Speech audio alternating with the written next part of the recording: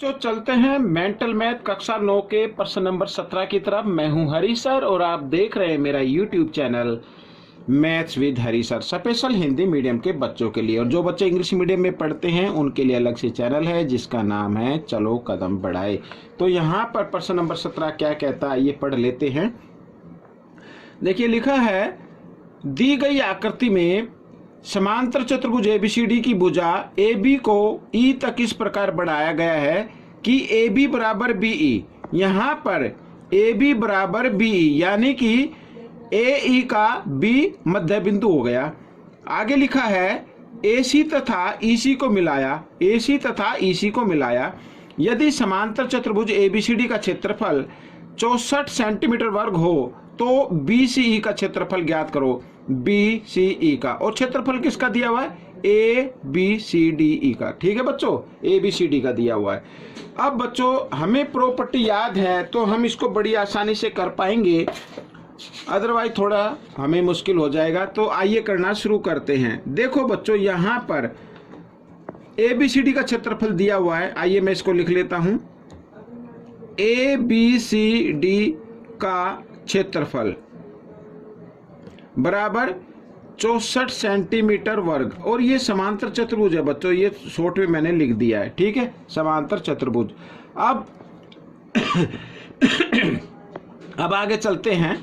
अब सबसे पहले यहां पर आप देखिए AC एक डायगोनल है, या तो आप इस तरीके से कर सकते हैं, अदरवाइज आपको अगर करना है तो आप कर सकते हैं। देखो यहां पर जो मैं लिखता हूं, त्रिभुज ABC, ये त्रिभुज है और एक समांतर चतुर्भुज है ABCD, दोनों एक ही आधार AB पर बने हुए हैं और समांतर रेखाओं के, एक ही समांतर रेखाओं के यानी AB समांतर CD के बीच में बने हुए हैं। ठीक है, तो आइए लिख लेते हैं। त्रिभुज ABC व समांतर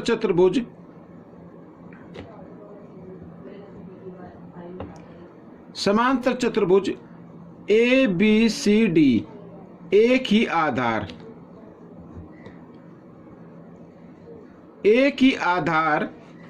AB व एक ही समांतर रेखाओं के बीच, एक ही समांतर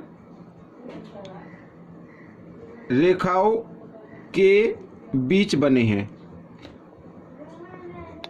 बीच बने हैं यहां पर इस तरीके से। ठीक है, ये मैंने लिख दिया है। अब आपको क्या करना है, अब अगर आपको ये प्रॉपर्टी याद है तो आप उस प्रॉपर्टी के अकॉर्डिंग इसको लिख सकते हैं, यानी कि क्षेत्रफल त्रिभुज ABC बराबर होगा आधा क्षेत्रफल समांतर चतुर्भुज, यहां पर ये मैं शॉर्ट में लिख देता हूं ABCD।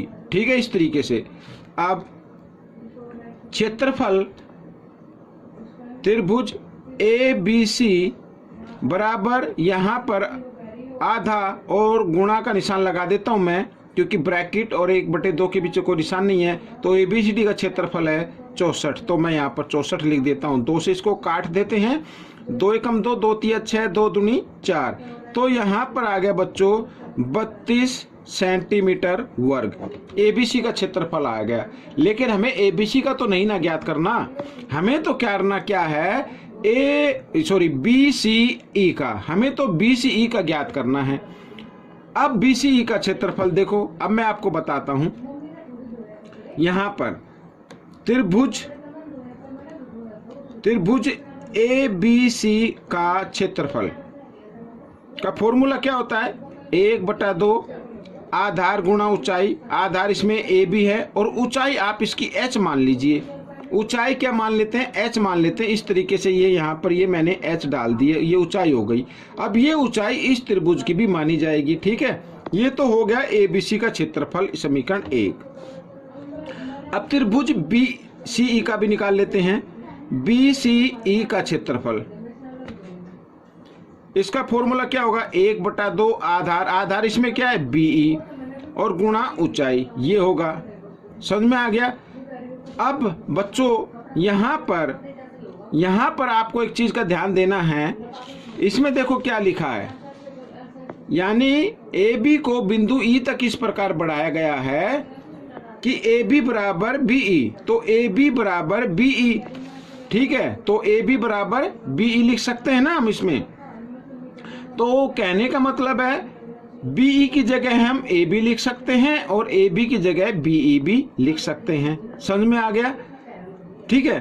तो यहां पर देखो बच्चों, त्रिभुज बी सी ई का क्षेत्रफल बराबर 1/2, तो बी की जगह क्या लिख देता हूं मैं, ए बी गुणा एच लिख सकते हैं ऐसे।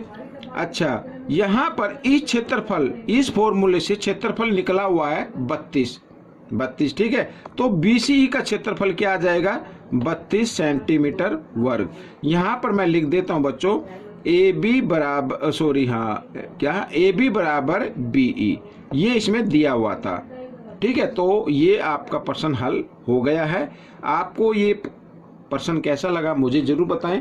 इसमें से सीखकर दूसरों को जरूर सिखाना है, और कुछ भी समझ में ना आए तो डिस्क्रिप्शन बॉक्स में जाके मुझे व्हाट्सअप नंबर लेकर मेरा वहां से मुझे व्हाट्सअप भी कर सकते हैं, ठीक है। मिलते हैं अगले भाग में, तब तक आप प्रैक्टिस करते रहिए, दूसरों को सिखाते रहिए। मेरी वीडियो देखने के लिए आप सभी बच्चों का धन्यवाद।